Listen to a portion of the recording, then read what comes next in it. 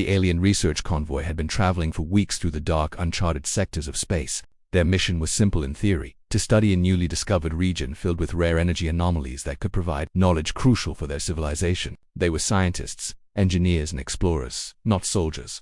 But the region they had entered was far more dangerous than any of their simulations or training could have prepared them for. At first, everything seemed normal. The vast emptiness stretched endlessly, dotted with the faint glimmer of distant stars. There was a beauty to it, a peacefulness that belied the dangers hiding in the shadows. The convoy's sensors picked up minor gravitational fluctuations, but they had seen these before. They noted the anomalies in their logs, planning to study them in detail later. Their confidence was high. After all, they had crossed similar uncharted sectors hundreds of times before. The trouble began subtly, almost imperceptibly. One by one, small malfunctions started occurring across the convoy. A navigation system that had always been reliable suddenly produced erratic readings. The engines shuddered at odd intervals. Communications with remote sensors were delayed, sometimes interrupted entirely. The crew tried to remain calm, attributing the issues to normal wear and tear, to minor interference from cosmic radiation, but a sense of unease began to spread among them. Their commander, a seasoned veteran of many deep space expeditions, tried to reassure everyone. He walked through the corridors, speaking with engineers and technicians, offering calm explanations and urging them to focus on what could be controlled. Yet in the quiet corners of the ship, whispers began. Crew members exchanged worried glances. Something was wrong, and no one could yet name it. Then the real danger became impossible to ignore. As they approached a particularly dense sector of space, the anomalies intensified. Sensors detected massive, predatory entities moving in the shadows, beings far larger and more aggressive than anything documented before. 2 escort ships were destroyed before the convoy even fully understood what was happening. In moments, communications with those ships went silent. The survivors of the convoy watched helplessly as the feeds from the destroyed ships were replaced with static, the unmistakable sign of obliteration. Panic surged through the crew. They were not equipped for combat, not against predators of this magnitude. Every instinct told them to retreat, but the navigation systems, now completely unreliable, had left them stranded in the middle of hostile space. The situation grew dire as their fuel reserves dwindled. Calculations showed that even if they moved at maximum speed, they would not have enough energy to reach safe zones known to other species. The supplies were limited, and repairs were only partially effective because the anomalies interfered with the convoy's equipment. Tension built aboard the main research vessel. Engineers worked tirelessly in shifts, trying to stabilize the engines, patching holes, recalibrating sensors. But each success was temporary. Every small repair was undone almost immediately by new problems. Crew members grew exhausted, some collapsing in the halls from stress and fatigue. The commander called for emergency meetings. They debated options, trying to find a solution, but nothing seemed viable. The predators were closing in, fuel was almost gone, and the systems that were supposed to guide them home had become their captors. It was in this moment of despair that the idea of sending a universal distress call emerged. The SOS was their last hope, a signal that would reach any species listening, any civilization that might be near enough to respond. It was a standard protocol, rarely used except in life or death scenarios. But there was an added complication. Historical data warned them specifically about one species, the Deathworlders. The name itself carried fear. Legends and past encounters painted them as violent, almost unstoppable beings who thrived in extreme conditions. The Deathworlders had been recorded only in fragmented reports, and those who had survived encounters with them often described them as terrifying beyond comprehension. No species willingly sought contact with them unless faced with absolute necessity. Still, time had run out. The commander made the decision to ignore the warnings. The alternative was certain death. The crew gathered in the communications room, tense and silent, watching as the SOS was prepared. The signal was encoded to include details of their position, the nature of the threat, the state of their ships, and the urgency of their need. The crew hesitated for a brief moment, knowing that this call could attract the wrong attention. They whispered among themselves, fear and uncertainty making every word heavy with dread. The commander took a deep breath and gave the final order. The distress call was sent, a pulse of energy that traveled across light years, carrying their desperation into the void of space. As the signal propagated outward, the convoy waited. Every crew member held their breath, listening for any response. Hours passed with nothing. The void remained silent, indifferent. The tension was almost unbearable. Each passing moment was another step closer to doom. Some crew members wept quietly in corners, praying to whatever higher powers they believed in. Others stared blankly at the monitors, hoping for a miracle that seemed increasingly unlikely. The commander paced relentlessly, trying to project calm while inside feeling the same fear that gripped his team. Every shadow, every fluctuation in the dark of space seemed like the predators closing in. Then, at the edge of their sensors, a faint anomaly appeared. It was subtle at first, barely detectable, an energy signature that did not match any known species. not listed in their extensive databases. The crew froze. Could it be a new predator, more dangerous than the last? Or could it be someone answering their call? They watched the readings, tension crackling in the air like static. The signal grew stronger, and with it came a sense of foreboding. The historical records warned them again, if this energy matched the Deathworlders, then what they faced next would be unlike anything they had ever imagined. Even the bravest among them felt fear twist in their stomachs as the hours dragged on. Discussions shifted from hope to sheer survival. Plans were drawn and discarded. Escape routes that had once seemed viable were no longer options. The crew debated hiding among nearby asteroid fields, attempting to mask their presence from whatever was approaching, but every option was fraught with danger. Even if they survived the next attack, they would have nowhere to go, no friendly stations within reach. Their universe had shrunk to this fragile, imperiled convoy and the unknown beings responding to their SOS amid the panic. A quiet understanding formed among the crew. They had crossed a line, knowingly contacting a species feared across galaxies. They had gambled with their lives and there was no turning back. Yet in that moment of fear, there was also a strange sense of hope. Somewhere out there, someone or something had received their plea. The unknown entity could either save them or destroy them entirely, but at least there was a chance. That fragile glimmer of hope kept them alert, kept their minds working even under extreme stress. Engineers continued patching minor systems, pilots checked navigation redundancies, and scientists monitored the predators circling at the edge of sensor range. Every small task was a battle against despair, a way to cling to the possibility of survival. As the signal traveled through the emptiness of space, the crew stared at the stars, wondering what would come next. The legend of the Deathworlders had always been a distant story, a cautionary tale. Now it was real. They had no idea what to expect, whether salvation or annihilation. The wait stretched endlessly, each moment heavy with tension, yet charged with a sense of something monumental about to happen. The darkness around them was not just emptiness anymore. It was a stage for fate, a theater where their lives would intersect with beings whose power and nature they could scarcely imagine. And so, stranded, exhausted, and terrified, the convoy waited. The SOS had been sent. The warning had been ignored. History, legend, and fear all pointed to one thing. What arrived would change everything. But the crew did not yet know whether it would bring them salvation, destruction, or something in between. For now, all they could do was watch, hold their breath, and hope that the universe had mercy on those who had sent an SOS to the wrong species.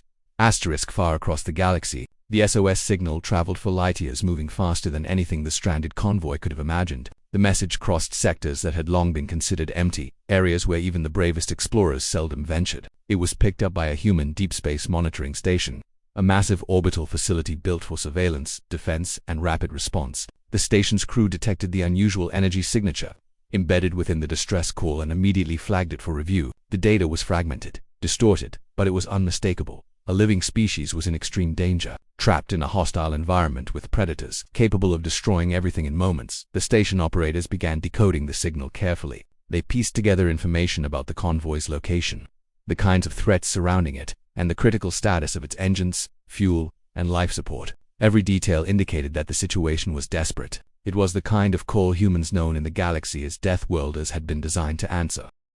Over centuries, humans had evolved on a planet that tested their survival at every turn. They had learned to endure extreme climates, survive deadly predators, and adapt to environments that would kill other species instantly. They had built a reputation across the stars for being unstoppable, for using overwhelming force to achieve their objectives. Most civilizations avoided them, fearing their wrath, but humans themselves did not hesitate when it came to aiding those in need. The news reached the fleet, command center aboard the central human battleship. Commanders reviewed the signal, analyzing every detail. For them there was no moral debate, no hesitation. A distress call meant one thing: someone needed help. They had protocols for nearly every scenario, from environmental disasters to space predators. But there was one guiding principle that trumped all: the call must be answered. Strategists considered the risks. The sector was known to be dangerous, infested with unknown predators. But that mattered little. Humans did not assess danger in the same way as other species. To them, danger was a challenge, something to confront and overcome, not a reason to retreat.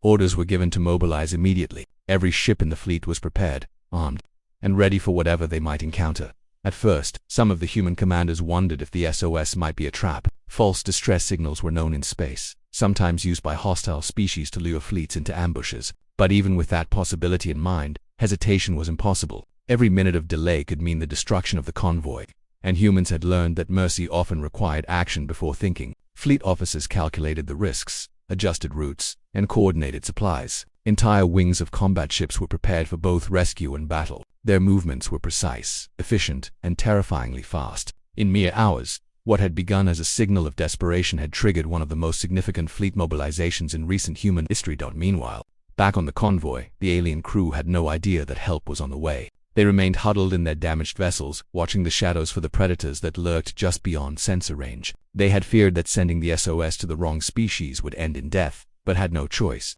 The legends of the Deathworlders were terrifying. Ancient records described them as nearly mythical warriors, capable of surviving conditions that would annihilate any other being. Ships of alien civilizations had vanished when confronting them, and those who returned often spoke of humans as merciless, unstoppable forces of nature. The thought that their desperate plea might summon such beings filled the crew with both fear and hope. As the human fleet accelerated through warp space toward the convoy's sector, the crew at the monitoring station continued to analyze the incoming data. Humans had access to intelligence networks spanning countless star systems. Every known species, planet, and threat in that region was catalogued, mapped, and assessed. The information about the convoy's predators was cross-referenced with known behavioral patterns, environmental hazards, and possible escape routes. Even though the aliens were in uncharted space, humans could calculate the probability of survival, potential strategies for engagement, and even anticipate the reaction of the predatory species. This allowed the fleet to move with astonishing precision, arriving at the right time, in the right formation,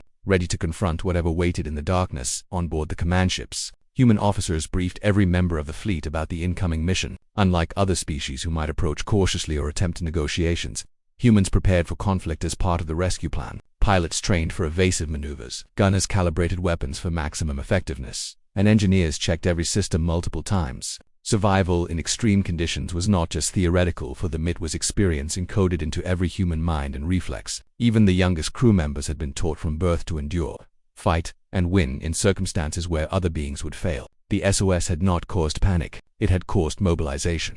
And the sheer scale of preparation reflected the seriousness with which humans treated a call for help. As the fleet drew closer to the coordinates provided in the distress signal, the energy signatures became more distinct. Humans recognized the predator readings instantly. They were not just environmental anomalies. They were active threats, dangerous and aggressive. Where other species might have hesitated, humans viewed this as part of the mission. The predators were not reason to retreat, they were obstacles to be removed. Humans had evolved in a world where threats were constant, unpredictable, and deadly. Their instincts, combined with advanced technology, allowed them to confront these dangers in ways that other species could scarcely comprehend. The crew aboard the human ships prepared for engagement even as their main priority remained the convoy. Protection was as important as arrival. Nothing could interfere with that. The alien convoy, unaware of the approaching fleet, continued to suffer. Engineers and pilots struggled to keep the failing systems operational, and the predators circled closer with each passing hour. Some crew members considered abandoning the ships entirely, taking the few remaining life pods and hoping to survive in space until someone arrived. But the pods were limited, and the likelihood of surviving without rescue was slim. Tension filled every corridor, every command center, every observation deck. The crew had long ceased to sleep, eat, or relax. They moved from task to task mechanically, each action a desperate attempt to buy more time. Fear had become the invisible companion of everyone aboard, a constant pressure that weighed heavily on mind and body alike.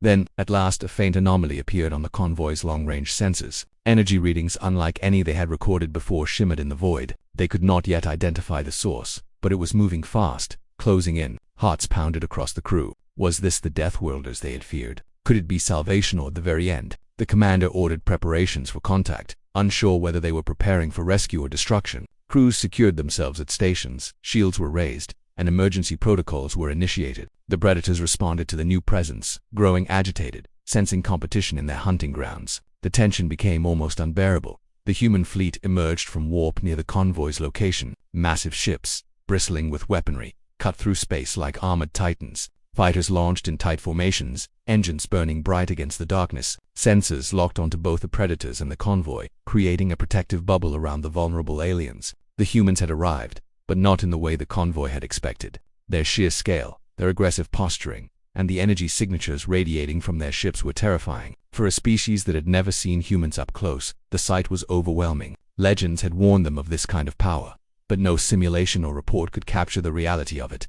Inside the convoy, the crew could only stare in awe and fear. They had called for help and received something far beyond their imagination. That humans were not negotiators. They were warriors, protectors, and annihilators all at once. The crew could only hope that the stories were accurate in one sense, that humans responded to distress with help, not destruction. The first contact moments were silent, tense, and fragile. Every movement from the humans was precise, every calculated action signaling both warning and assistance. The alien crew's lives now depended entirely on the decisions of beings they barely understood. As the fleet prepared to engage, humans did what they always did in the face of danger. They analyzed, calculated, and executed. Every predator in the vicinity would be neutralized, every risk mitigated, every strategy designed to ensure survival. They did not hesitate. They did not negotiate with fear. They acted with efficiency, with power, and with a sense of duty that had been drilled into their species through centuries of survival on the deadliest planet in the galaxy. The SOS had been received, and the response would be swift, unstoppable, and absolute. The alien convoy, watching from their damaged ships, realized the truth that would stay with them forever. They had sent a call into the void, and the wrong species had answered. The Deathworlders were on their way, and the universe was about to witness the terrifying mercy of beings who would stop at nothing to save life. Even if the path to protection was lined with overwhelming force, the convoy waited, hearts pounding, knowing that their fate was now intertwined with the most fearsome species they had ever imagined. As the human fleet drew closer to the coordinates given in the alien convoy's crew began to notice strange readings on their sensors. Initially, they thought it was another malfunction, just like the countless ones they had already endured. But soon, the signals became unmistakable, massive energy readings approaching from multiple directions, unlike anything the convoy had ever seen. The crew froze in awe and terror. They could barely comprehend the scale of the incoming fleet. Their sensors picked up dozens of ships, some larger than their entire convoy, bristling with weapons and shielding technologies far beyond their understanding. Panic surged through every member of the crew. Their fear of contacting the wrong species had finally manifested into reality. They had known of the Deathworlders in stories and legends, whispered among explorers across the galaxy, but now they were facing them. The aliens' instincts screamed at them to flee, to hide, to escape by any means possible. But the navigation systems were damaged, and their engines were barely functioning at optimal levels. Escape was no longer an option. They were trapped, suspended in space, exposed to forces far greater than anything they could counter. The convoy commander moved among the crew, trying to maintain order, but even he felt the weight of dread pressing down. Every heartbeat felt louder. Every sound of the ship creaking or shifting seemed like a harbinger of imminent doom. The crew's earlier fears of predators circling the sector were now replaced by an entirely new, more terrifying anxiety. From the humans' perspective, the situation was assessed with calm precision. The Deathworlders were trained to recognize threats, and every piece of data indicated that the convoy was under immediate danger. The predators in the sector were aggressive, and their patterns showed that they were likely to strike at any moment. Human fleet commanders did not see hesitation as an option. They analyzed the fastest way to neutralize the threat, protect the vulnerable, and ensure success. Every ship was positioned strategically. Fighter squadrons launched ahead to scout, heavy cruisers prepared defensive grids, and capital ships maintained shielded formations around the path the convoy was traveling. To humans, this was not just a rescue mission. It was a calculation of efficiency and control. The aliens did not yet understand that humans had a way of combining overwhelming force with precise planning that made the impossible achievable. Back on the convoy, tension escalated with every passing minute. Crew members monitored the approaching signatures, realizing that these were no ordinary ships. The humans' energy readings fluctuated like living beings, pulsing with readiness, with intent. The legends had described humans as nearly unstoppable, but no description could truly prepare them for this reality. Whispers filled the halls. Some speculated whether these beings would attack the convoy, punishing them for sending the SOS to the wrong species. Others clung to the smallest hope that these legends also carried a sliver of truths that humans did not ignore. A plea for help. Fear and hope were intertwined, making every moment tense, every movement cautious, every glance at the approaching fleet full of anticipation and dread. The alien commander ordered every possible precaution. Shields were reinforced as much as possible, although they were inadequate compared to the human firepower approaching. Emergency protocols were activated, with crew members stationed at critical positions, ready to respond to attacks from either predators or humans. The crew braced themselves, not knowing whether they were preparing for rescue or destruction. They could feel the predators reacting to the incoming fleet. The alien creatures had been circling, sensing opportunity, but now their movements became erratic, hesitant, and defensive. Even the predators seemed to recognize that something far more powerful had entered the area. Humans, meanwhile, operated with uncanny coordination. Communication channels were clear and concise. Every officer and pilot knew their role without question. There was no room for panic or indecision. Even the youngest crew members were trained to execute orders instantly, to think critically under pressure, and to respond to unforeseen threats with creativity and efficiency. Every maneuver was calculated to maximize protection for the convoy while minimizing risk. From their perspective, the alien convoy was fragile and vulnerable. and every predator in the sector was a threat that had to be eliminated. The humans' understanding of the situation was comprehensive, and their response was overwhelming in both scale and precision.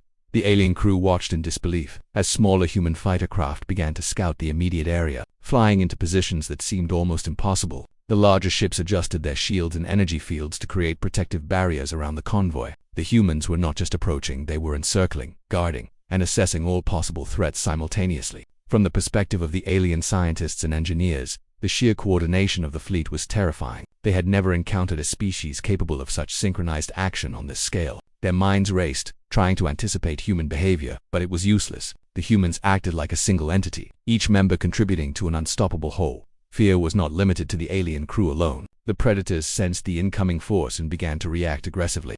Some attempting to flee, others preparing for confrontation. The humans' sensors immediately detected every movement. Patterns were analyzed and calculations were made on the likelihood of predator attack, predicted escape routes, and the best methods to neutralize threats without endangering the convoy. This was the humans' natural response, forged by generations of survival in a world where failure meant death. Every decision was deliberate, every action intentional, and every threat countered with efficiency that the aliens could barely comprehend. The convoy continued to drift, powerless to intervene in the unfolding scenario. Some crew members could only watch with frozen expressions as the humans' presence reshaped the battlefield. Others tried to communicate, sending signals of surrender or cooperation, but their transmissions were barely noticed in the vast network of the human fleet's operational systems. The humans had no need to negotiate. Their purpose was clear. They were here to protect, and protection meant control. The aliens felt small, fragile, and exposed. Yet they were alive because humans had responded. The paradox of fear and salvation coexisted in every mind aboard the convoy. Hours seemed to pass in mere minutes. The humans deployed smaller automated drones and scouts to map the positions of predators, calculating the quickest and safest way to secure the convoy. Every movement was designed to neutralize threats with minimal risk. The aliens could only watch in awe as the predators were herded into zones where humans could confront them safely. The predators were aggressive, dangerous, and capable of destruction, but the humans' sheer dominance in strategy, technology, and instinct created a protective shield around the convoy that seemed impenetrable. Inside the alien ships, conversations were muted, tense, and fragmented. Some crew members speculated that perhaps humans were sent to destroy them. Perhaps this was a punishment for their mistake in calling the SOS. But as hours went on, it became increasingly clear that the humans' intent was not to kill but to protect. Every calculated movement, every shield adjustment, every deployment of drones and fighters indicated one goal: to ensure the convoy survived. The humans' efficiency was terrifying in its execution, yet strangely comforting in its clarity. For the alien commander, the realization was both terrifying and enlightening. They had been taught to fear the Deathworlders, to respect the stories of their power and ruthlessness. Now, they were experiencing firsthand the dual nature of this fear. Humans were indeed overwhelming, terrifying, and unstoppable, yet they responded to life in danger with precision and determination. The convoy's survival now rested entirely on the humans' actions. The aliens had lost control of their fate, and yet, in that loss they found a strange relief. They were powerless but not helpless. Their hope, fragile and trembling, now existed solely because humans were approaching, and humans never ignored a call for help. As the humans' presence stabilized around the convoy, their command ships began scanning the environment for every remaining predator. Squadrons of smaller vessels patrolled the perimeter, identifying threats and neutralizing them before they could approach the convoy. The aliens watched as the dangerous predators that had been circling for days were corralled and eliminated with precision. They realized that humans had anticipated every move, every possible reaction of the predators, and had prepared accordingly. The fear that had gripped the convoy since sending the SOS began to transform into awe, respect, and cautious relief. Even as the convoy adjusted to the presence of the humans, the predators continued to resist, their aggression testing the fleet's strategies. Humans responded instantly, countering each strike, redirecting attackers, and protecting the aliens with unyielding force. The aliens could now see the power and intent of the humans.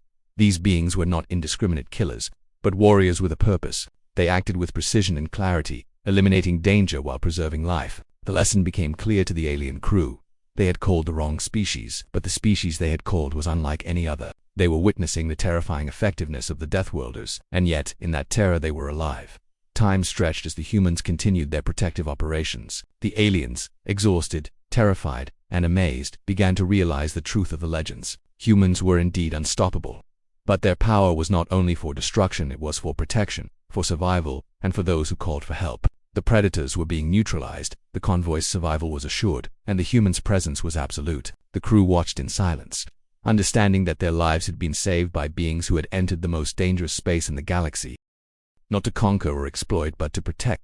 By the time the humans had fully stabilized the sector around the convoy, the alien crew had come to a collective understanding. The Deathworlders were both fear and salvation, destruction and protection, terrifying and merciful. They had survived the worst moment of their lives, not through luck or cunning, but because a species feared across the galaxy had answered their SOS with the force of warriors, the precision of strategists, and the intent to protect life at all costs. The aliens were forever changed by the experience. Their understanding of the universe expanded, and their respect for humans engraved in every memory, every thought, and every heartbeat. The moment the human fleet exited warp space near the alien convoy, the darkness of space was suddenly filled with the presence of unstoppable power. Massive ships, bristling with weapons and shields, surrounded the vulnerable convoy like guardians of fate. The aliens had never seen anything like it before. The energy radiating from these vessels was immense, almost alive, and every crew member could feel it through the vibrations in their own ships. Fear and disbelief coursed through them. They had expected at best cautious assistance, perhaps a small team of rescuers, but this was not what they had imagined. The humans did not approach with tentative caution.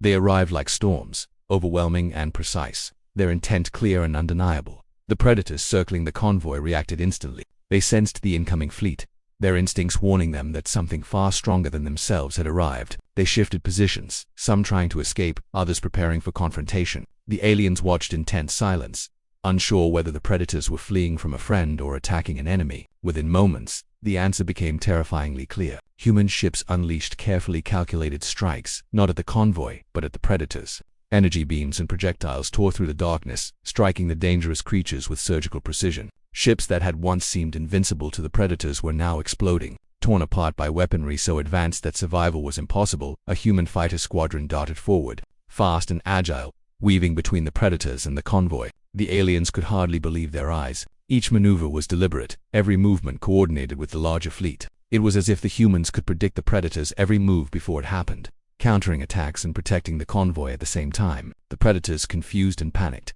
scattered, unable to match the speed and strategy of the Death. From the alien crew's perspective, the humans were both terrifying and unsettling. They had not come simply to help, they had come to dominate the battlefield and ensure survival. Inside the convoy, engineers and pilots scrambled to observe the unfolding events. They had spent hours bracing for an attack, fearing that contacting the wrong species would be the end of them. Yet now, they witnessed humans acting with a singular purpose: protection. Massive shields surrounded the convoy, absorbing attacks from predators that would have destroyed any other vessels. Human ships moved in patterns that seemed almost organic, adjusting constantly to ensure that the aliens remained safe. The crew could barely comprehend the scale of coordination, the speed at which humans could process threats, and the ruthlessness with which they eliminated them.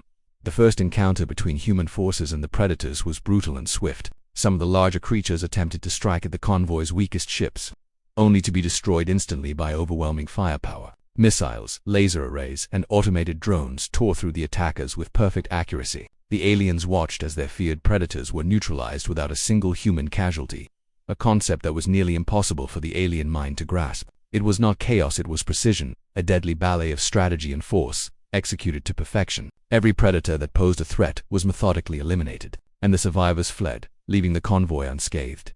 Throughout the engagement, the humans maintained a protective barrier around the alien convoy. Energy shields were reinforced, weapons calibrated to counter any unexpected attack. The Deathworlders did not pause to negotiate, did not hesitate to destroy the threats, but they also ensured that nothing harmed those they were protecting. The alien crew realized that these humans were not indiscriminate killers. They were warriors who understood the value of life, both their own and others. The paradox was striking, terrifying in power, yet precise in mercy. The aliens began to feel a cautious relief, mixed with lingering fear. They were alive because the humans were brutal and relentless, but their survival was ensured. As the battle continued, the aliens could see the human strategic genius in action. Smaller predator groups were lured into carefully designed traps, isolated and neutralized efficiently. Automated fighter drones chased away threats, guiding them toward zones where larger human ships could finish the job. The predators, though dangerous, were no match for the humans' foresight, adaptability, and raw power. Every attack was countered before it could reach the convoy. Every movement of the humans was calculated to maintain maximum protection.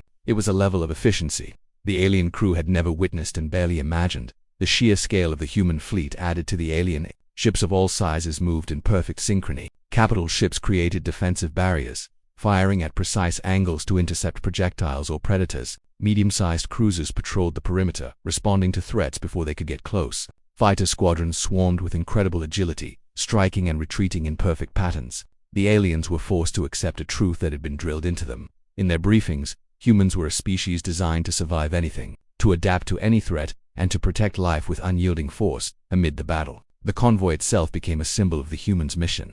Every alien ship was shielded and repaired as needed. Automated repair drones from the human ships patched minor hull damage on the convoy's vessels. Energy reserves were boosted, propulsion systems stabilized, and life support ensured. The aliens were still terrified, but they could now move, work, and breathe without the constant fear of immediate annihilation. Humans did not simply destroy the predators, they restored balance, making sure that the convoy had a chance to survive the aftermath. The aliens' perspective on the humans shifted dramatically in those hours. They had feared the Deathworlders as legends, imagining unstoppable beings who might punish them for contacting them by mistake. Instead, they witnessed a species that combined overwhelming force with careful protection, terrifying in power, yet merciful in intent. It was a lesson in survival, strategy, and the true meaning of strength. Humans could destroy anything that threatened life, but they also preserved what needed protection. The convoy realized that the fear they had carried for so long was only half the truth. Humans were indeed unstoppable, but their power was guided by purpose, not cruelty. As the battle neared its end,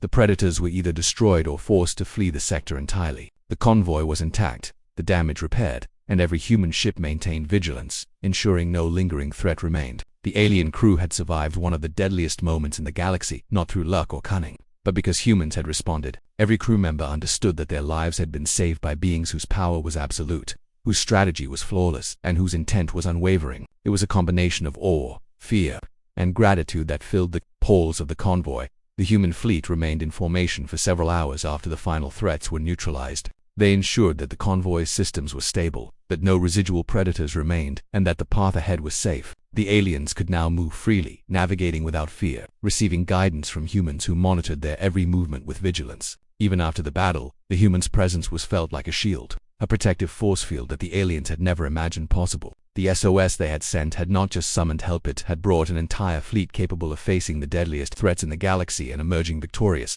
Throughout the aftermath, the aliens began to communicate with the humans. Simple transmissions were sent, messages of thanks and attempts to understand the beings who had saved them. Humans responded with calm, clear instructions and offers of further assistance. They provided repairs, fuel, and escort, ensuring that the convoy could continue its mission or return home safely. The aliens could scarcely believe the generosity and efficiency of these beings. The Deathworlders had arrived like war, but their war had been used as protection. The paradox was not lost on the convoy crew. As the humans began to depart, the aliens reflected on the encounter. They had called for help, feared they had made the wrong choice, and witnessed something that defied every expectation. Humans had arrived with overwhelming force, destroyed the predators without hesitation, repaired and protected the convoy, and departed only after ensuring complete safety. The lessons learned in those hours would stay with the alien crew forever. They had survived not just because of technology or luck, but because a species feared across the galaxy had acted with intent, precision, and an unyielding sense of responsibility to preserve life.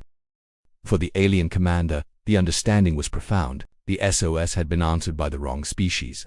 Yes, but the species that answered had redefined what it meant to be powerful, merciful, and unstoppable all at once. The convoy would never forget the terrifying, awe-inspiring, and life-saving presence of the humans. They had arrived like war and left like guardians, demonstrating that strength and protection could coexist, and that survival in the galaxy was possible when help came from beings willing to fight without compromise. The aliens had survived the worst moment of their lives, and they owed it entirely to the Deathworlders. After the predators were defeated and the convoy was finally safe, a strange calm settled over the sector of space. The alien crew could hardly believe what they had witnessed. For days they had feared annihilation, trapped in hostile territory with failing systems and predators circling, and yet now they were alive, intact, and unharmed. The humans, the Deathworlders, had come like a storm of war and yet left like protective guardians. Their presence had been overwhelming, terrifying, and utterly precise. And now that precision continued in the aftermath, the convoy could move freely, their engines stabilized, shields reinforced, and life support systems fully operational. It was more than rescue, it was restoration, a complete rebuilding of hope and possibility in the middle of what had seemed like certain doom. The alien commander, still shaking from the adrenaline and terror of the previous hours, called the crew to an assembly. The atmosphere was tense, charged with a mixture of exhaustion, disbelief, and relief. Crew members spoke quietly among themselves, sharing what they had seen, describing the humans' speed, coordination, and sheer overwhelming power. Each story repeated the same central truth. The Deathworlders were terrifying beyond imagination, yet precise and merciful in their intent. The legends had been correct in one sense. They were unstoppable, but they had failed to convey the full complexity of the humans' actions. Humans did not simply destroy, they protected. They did not act recklessly, they acted with a strategy that ensured the survival of those they came to save. The crew slowly realized that they had experienced something historic, something that would forever alter their understanding of the universe.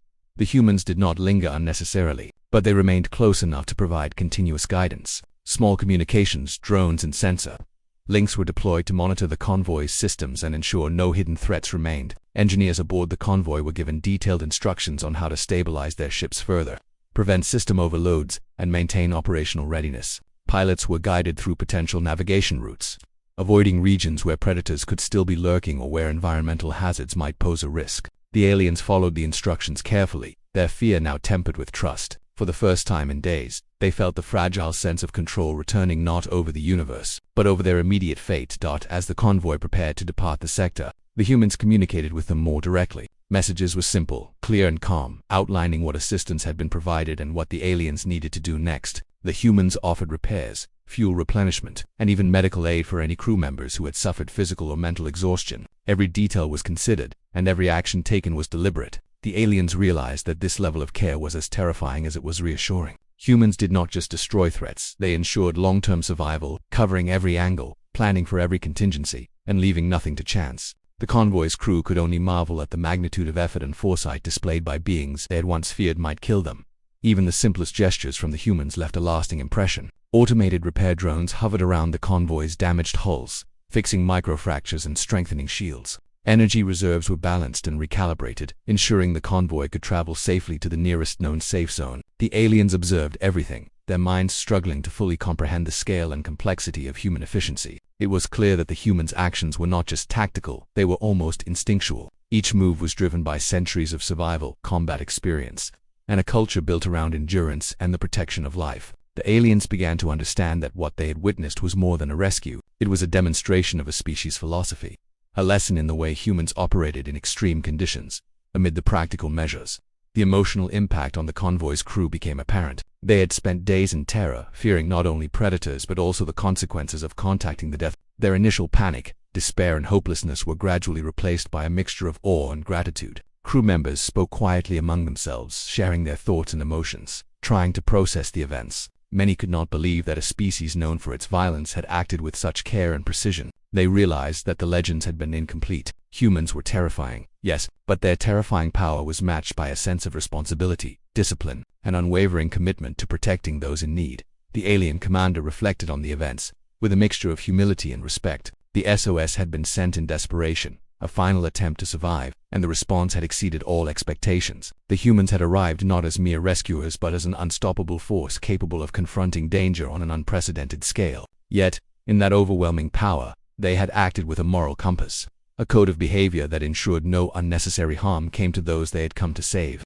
The convoy's crew slowly began to understand that their lives had been preserved by a species whose reputation for violence was only part of the story. The other part, the one the legends omitted, was mercy guided by mastery, a terrifying combination that few could survive but few could fully comprehend. The human fleet began to prepare for departure. The aliens realized that the encounter had changed them. They had learned the value of courage, both their own and that of others, and they had witnessed firsthand what it meant to survive against insurmountable odds. The humans' methods were efficient, brutal when necessary, and yet protective above all else. It was a lesson in survival strategy, in the application of power tempered by purpose. The convoy had survived not because of technology alone or random chance, but because a species had chosen to intervene with absolute intent, to remove danger while preserving life. This understanding created a profound respect that would stay with the crew for the rest of their lives.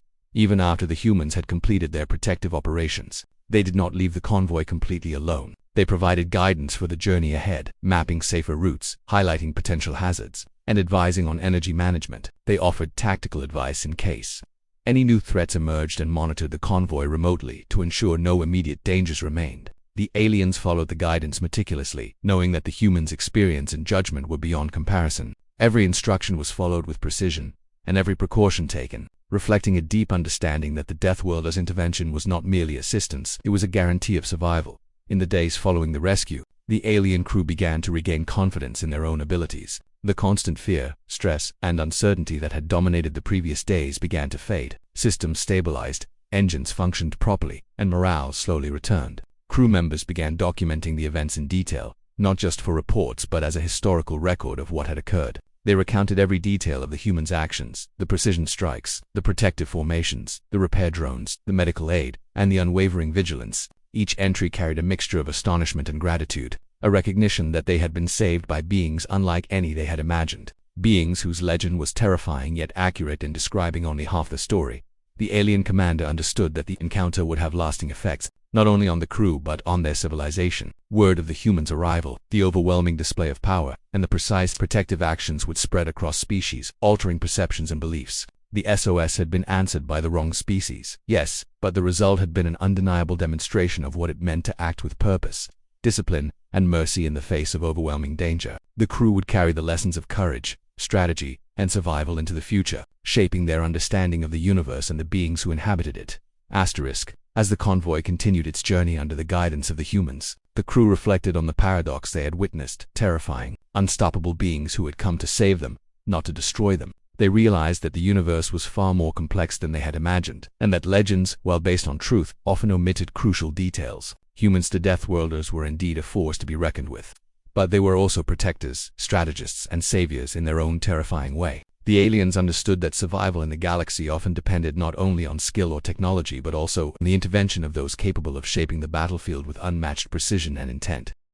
By the time the convoy reached a safe zone, fully stabilized and capable of continuing its mission or returning home, the crew had undergone a transformation. They had faced their deepest fears, witnessed the terrifying power of humans, and survived against overwhelming odds. They had learned that sometimes help arrives in forms far more terrifying than imagined, yet that terror can coexist with salvation. They had seen the universe's complexity and the necessity of courage, both in asking for help and in trusting those who provide it.